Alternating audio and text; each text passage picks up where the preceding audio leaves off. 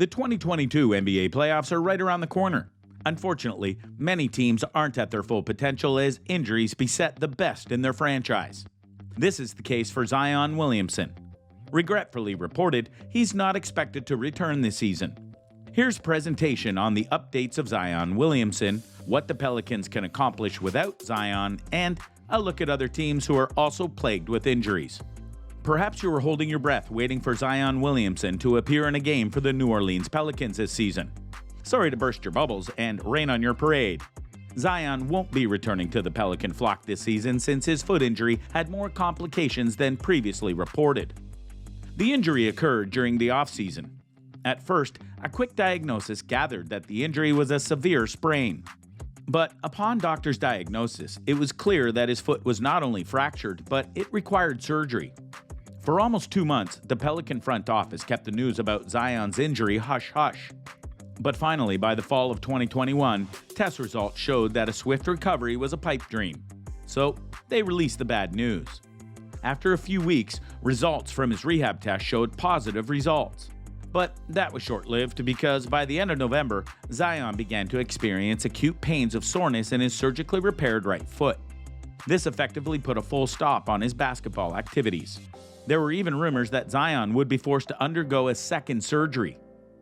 Finally, there was good news. In early March, news came out that Zion's injury was actually headed for recovery, and the dreaded second surgery was no longer necessary. Then it wasn't long until Zion was cleared for careful basketball activities again. According to Sham Charania, the senior NBA insider for The Athletic, Zion Williamson has been doing stationary shooting, and he can now put weight on his foot. He also reportedly returned to the team a few weeks ago and has been attending home games, appearing to be in positive spirits around teammates and coaches. Now for more of the bittersweets of life. Although Zion is in full throttle on the road to full recovery, the Pelicans still won't be able to welcome Zion back to the court during game time. It was reported that it's very unlikely that Zion will heal in time to play any of those playoff games. So the Pelicans will have to rely on their other teammates. In February, the Pelicans actually started showing off their best basketball performance in years, even without Zion. They won 7 of 11 games and were on a 4-game winning streak before losing an overtime game in Denver to the Nuggets where Nikola Jokic's 40-point triple-double stunned the NBA universe. But it's true, the Pelicans have a lot of potential. They're still 10 games under 500 at 27-37, and with the Western Conference a far cry from the days when the Golden State Warriors had the 9th best record at 48-24 in 2008, the Pelicans currently have the 10th best record and are clinging to that final play-in spot. During this recent 4-game winning streak, 3 of those victories were by 28 points or more. Indeed, the Pelicans, who lost 12 of their first 13 games this season, have finally sharpened their team cooperation and now have a cutting edge. The trade for the most improved player, CJ McCollum, and the decision to have the starting lineup with Jackson Hayes, Jonas Valanciunas, and Herbert Jones has made the Pelicans one of the more difficult teams to contend with. Let's have a look at their roster. Devonte Graham was unanimously selected as the Big 12 Player of the Year, averaging 17.6 points and 7.2 assists per game as a senior. His highest points in a game reached 40 in 2019, and he was also named a consensus member of the First Team All-America by multiple organizations. And the coaches have a lot of faith in his abilities. CJ McCollum, the most improved player, has surely done his part to assure the Pelicans maintain a reputation of being formidable. Finishing with 20-plus points for his 8th straight contest while shooting over 50% from the field, it is safe to say that everyone can agree that his vital contributions to the Pelicans have been upheld. He also knocked down 3 triples and has now converted 3 or more in 4 of his last 6 matchups. It's expected that the Pelicans will continue to lean heavily on McCollum's scoring attack.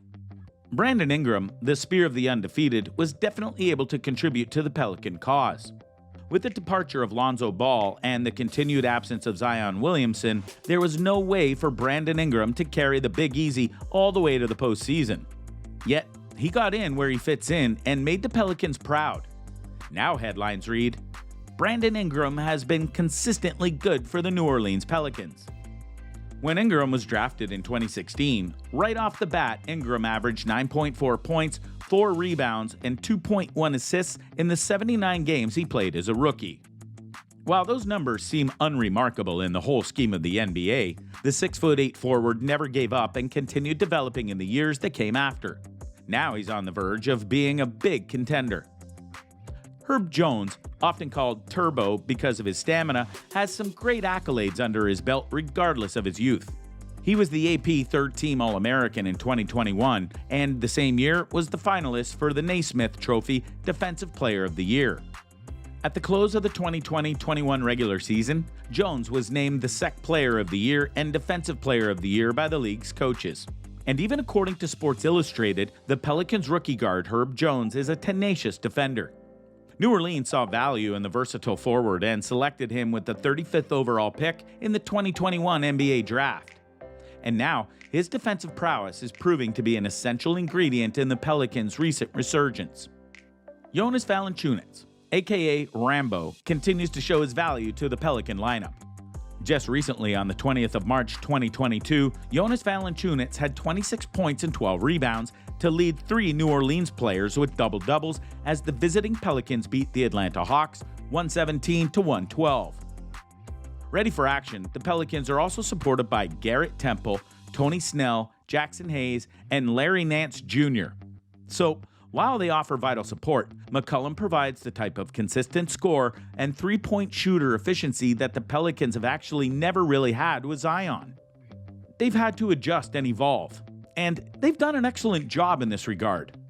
As for bonus, here's some other big injuries that have heavily affected teams in the NBA. Here's some of the biggest letdowns. Paul George has an injured elbow. The Los Angeles Clippers star has been sidelined since December 22nd. It was later revealed to be a torn ulnar collateral ligament. There were initial fears that George may need season-ending surgery, but his rehab sessions have been fruitful. His return to the court is expected in the near future. George has already returned to practice. Robert Williams III of the Boston Celtics suffered a torn meniscus late in the season. Williams III will undergo surgery, and he is expected to be out indefinitely as a result. There's some optimism that he could potentially return at some point during Boston's postseason run, but there's no timetable, and fans are still awaiting for the doctor's orders. Anthony Davis is expected to make a return very soon. Davis has been sidelined since February with a foot sprain, but he recently returned to practice with the hope of returning to game action in the near future. At this point, it's fair to question if the Lakers should even bother to bring Davis back this season. But it seems they'll utilize his skill when the opportunity seems ripe. James Wiseman has a terrible injury, a torn meniscus, which will see him out for the rest of the season. He was progressing towards a return to action for Golden State, but after suffering a setback, he is now expected to be sidelined for the remainder of the season. Damian Lillard has abdominal tendinopathy, which means that he will miss the remainder of the season. He underwent surgery in January, and the Blazers have announced that Lillard has been dealing with this abdominal issue since at least last season. His fans noticed this as he struggled in the Olympics while playing through it, and he shot career lows from the field at 40.2% and 32.4% behind the arc. Although he still averaged 24 points per game, he was only able to play 29 games this season for the Portland Trail Blazers. Another fan favorite, Stephen Curry, sprained his left foot ligament. Curry collided into Celtics guard Marcus Smart during a recent game and was later diagnosed with a sprained ligament in his left foot. X-rays showed no fractures or structural damage, so the Warriors are optimistic that he will return in time for the beginning of the playoffs. Unfortunately, injuries are a part of life, but when it happens to our favorite NBA players, everyone takes notice. Which of these injuries has affected your mood? Comment below.